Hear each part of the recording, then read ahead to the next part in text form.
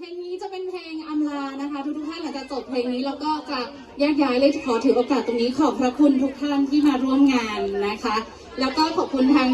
นักดนตรีด้วยขอเสียงปรบมือดังๆให้นักดนตรีสักรอบนะคะเพลงสุดท้ายนะคะก่อนเลิกงานนะคะทอนปีใหม่ร้องเป็นไหมคะกระหึ่มเลยนะคะช่วยกันร้องได้ไหมได้พร้อมแล้วเชิญเลยค่ะ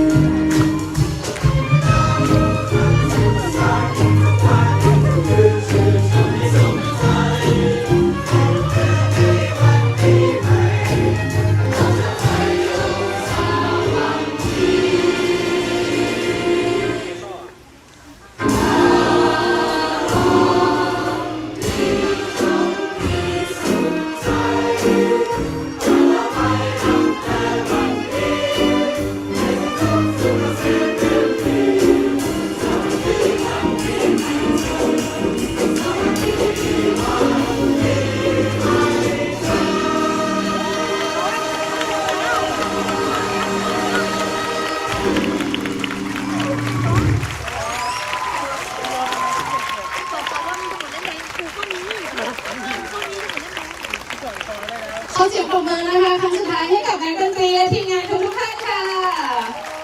Merry Christmas และสวัสดีปีใหม่ทุกท่านนะคะเดินทางกลับโดยสวัสดีภาพขอบพระคุณค่ะเจอกันโอกาสหน้าค่ะ